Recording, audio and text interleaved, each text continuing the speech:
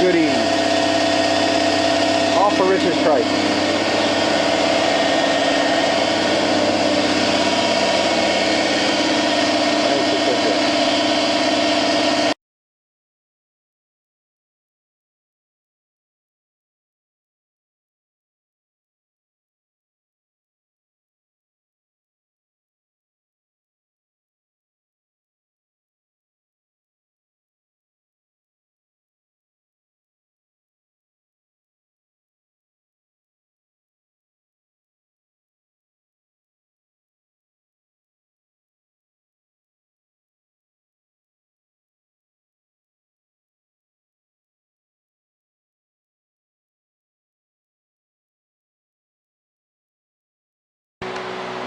Well, it's Rich's Trike. Day number like 3. First thing I want to do is reduce the size of this battery tray. You don't need a battery that's 40, 50 pounds. This little tractor battery is just fine. Especially with LEDs, there's no real drag on his electrical system, but I'm going to chop this sucker down and make it fit this battery. Actually clicked video by mistake, but that's okay.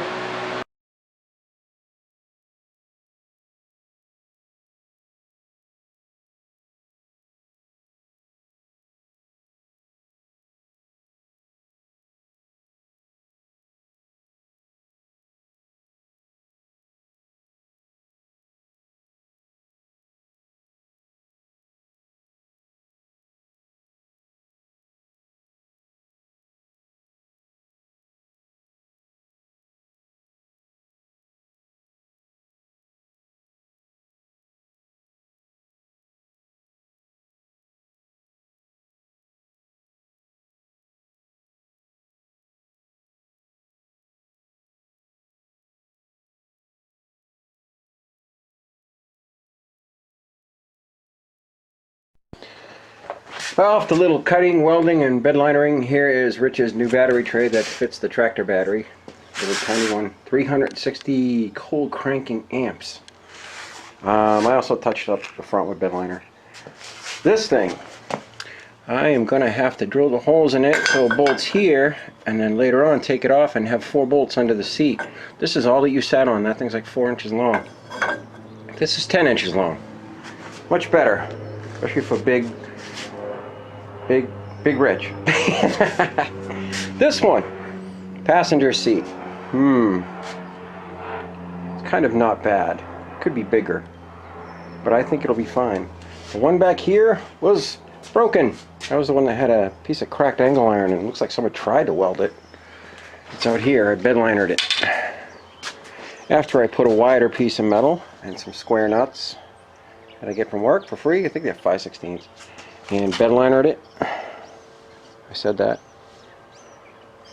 but it looks good. It's going to be nice and strong. This one literally bolts to the engine mounts in the back on the top. It bolts to the starter bolt right there in the back, and then it bolts in there, and it literally goes right up the front of the oil cooler. I've got his battery leads. He bought a couple $100 and stuff that we needed. Here's his battery lead. It's going to go from negative to the frame. I have to find a bolt for that and clean up the connections. Positive, and if you remember positive, this is one of them. These two need to go there, and there's one that goes from here to the starter. And that's it. Oh, and there's one that goes from the alternator all the way down to the starter lead when we're done. I put on his new horn. I'm very jealous because, of course, it's red and black. I have a new, he bought a new swivel joint. It's just a socket swivel. I'm going to have to cut that off eventually and weld the other one on if I can get that one off. But it's like Monday night, and this is all that's left of the metal we bought the other day. There isn't even enough to do the back seat if I wanted to. Oop. But we bought these LED lights. These are pretty cool. They're really bright. They're not bad. I'm not one for chrome, but probably going to end up being marker lights. I cleaned up. See the mess? I cleaned the floor. And I basically, anything that was a tool, I just threw it on the bench because I don't want to look for it again, you know? And the wire, I just kicked it underneath. The old piece of metal that was for the battery tray is right there. And the old one for the top bracket, it was here somewhere. Oh.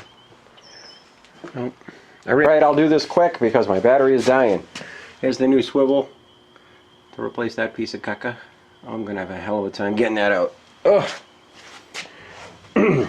Rich bought a ground lead the other day. It's like, I don't know, 30 something inches, right? I really needed like 6, but that's okay. I just looped it around. I found this on the side of the road the other night, last night even, and I was trying to take it apart. The screws are all screwed up, so I smashed it with a hammer. When I smashed it with a hammer, the cover came off and this little compressor is inside of it. How cool is that? It's 12 volts. It's connected to the same battery inside, but I don't think even the owner knew it was in there. So back to this. I cut all the wire off and I made his power lead with some really heavy crimp connectors. And I mean heavy. These suckers are, I think, $4 for 2. So $2 a piece. I had to crimp them in the vise because they're massive. I touched my starter power here, the relay power, and I actually kicked the starter over. And that's not a good idea when that's there. It just went click. Ooh, it works. It didn't turn that, thank God. But it's okay. If I was to take this red wire, which goes to the ignition, the switch, the main power in, and then that power comes out and goes to the starter lead, and the other wire comes out, goes to accessory, which is this. What happens, this is a main power. This is always live. That's the main relay, main power. If I was to touch this to this, it would kick the starter over. I don't want to do that. So, that was scary. I found out that I had the relay power on the wrong side. You use 85 and 86 as the power. This one's actually coming off. See the red wire? That's the power in. That's 84, 85. I mean 85 or 86. So it goes 85, 86. And the other two are your jumpers, and use the outer ones. Use this outer one and that outer one. You don't use the one in the middle. The one in the middle is normally closed, so that's why I was going to start. I might shorten this up. I got another ring.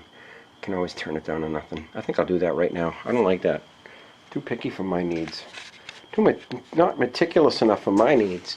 This thing's like 20 inches. I need 6. Alright, gonna do that right now. So I took the engine off so we don't do any damage here. Starter is fully connected. It has a starter relay. The battery's connected to ground and everything. We got a nice ground right there. I tapped it to 5/16/18. Actually, I think it was bigger than that. Might have been a lot bigger. Alright, I'm going to sit here and set the camera on my knee just for a minute. Here's my starter lead. Okay. And here's the main power. Well, you won't hear the relay click. You'll hear the motor spin on the starter, though. And that's all done by clicking that little relay out back, too. And like I said, switched ignition goes to the fuses. It'll turn on the radios, the lights, and blah, blah, blah. Nothing's connected, though. Just primary. That's all we got. Main relay isn't even working yet. My jumper wire. See ya. That's it, boys and girls. I'm going in. My battery light's flashing. Probably gonna go boop in a minute. I gotta back up with this camera. It doesn't get everything one shot. It brings you in really close. Gear oil. 80-90 gear oil. Have a good night. Rich's Trike, Part 2.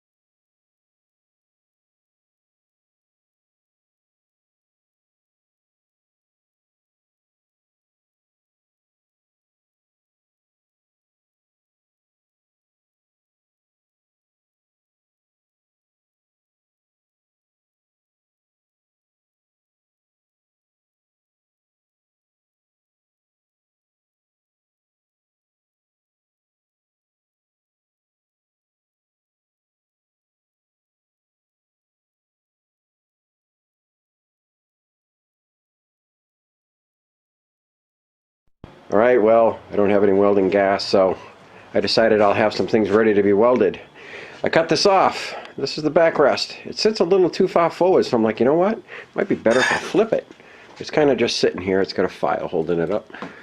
But it's going to go back, and then instead of the up and forward, which kind of stuck a piece of metal in your back, so that wasn't good. This is for mine. This is for the Red Baron. Here's that little compressor I got. Didn't even know it was in there. It was in the back of this battery charger that I got for free on the side of the road that said free, of which I'm recycling the battery. It's over there. And I took the switches and lights and bells and whistles out. I actually got a pretty cool, I put this on Rich's Trike. It's got a battery kill. It's freaking tough to turn on too. And it's got one of those power jack plugs. Or a cigarette lighter, whatever you want to call it. My tablet's all dusty and dirty. Rich's Shifter Linkage. Now, he had a problem going from second to third and third to fourth. It was just all over the place. This thing is so destroyed. This is just a half-inch swivel. Somebody welded a bolt and then a rod onto the end with a, it's like a tube. So, needless to say, Rich, your Trike has power. It's one of the LEDs we bought as a marker light. This is a half-inch impact swivel. I have the nut in there. There's a set screw on the other side so I can keep it where I need it when I weld it. But it's so much more beefier. It's got, actually it can do more of an angle than it's at. It's only at like a 3-degree angle. And the original collar that was there. Now the nut that was in there, I had to drill it out. So we got the collar with the new nut that's got to be welded on. We got the swivel, which had to be ground down on the edges where the socket goes on so it would slide into that little adapter tubey thingy, because it's the perfect size of the hockey stick shaft that goes in here and selects your gears. And it's got a big, what is it, like 3/4 nut with a threaded rod that's like umpteen miles long. I think it's 3 or 4 inches long. Let me get over here. And that goes over to your shifter. Okay, and it goes right here. Now this thing is supposed to be dead nuts level with the shaft. It wasn't. As you can see, I beat the ever-loving piss out of it to get it to go down. I can't believe they went this long like that. It must have been absolute murder to shift this thing. The shifter bushing is brand new as well as the clip. The shifter's on the floor. He's got a regular full-length one now. I want him to try that because he's going to hate the small one after. That wasn't a short throw shifter. That was a shifter that was cut in half. He's got a brand new horn. I think I mentioned that. I want one. It's red and black. I actually want 2. So this thing's all ready to be welded together. I gotta weld that to that, and I gotta weld a nut to the sleeve.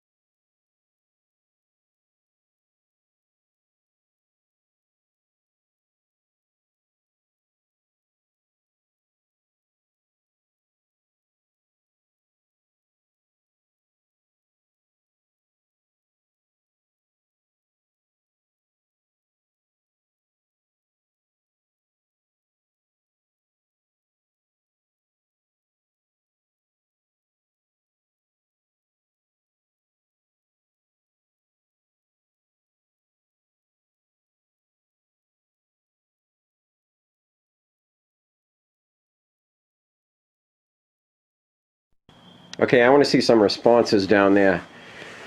I want an answer to the question. Having no gas for your welder is like what? Have a good day.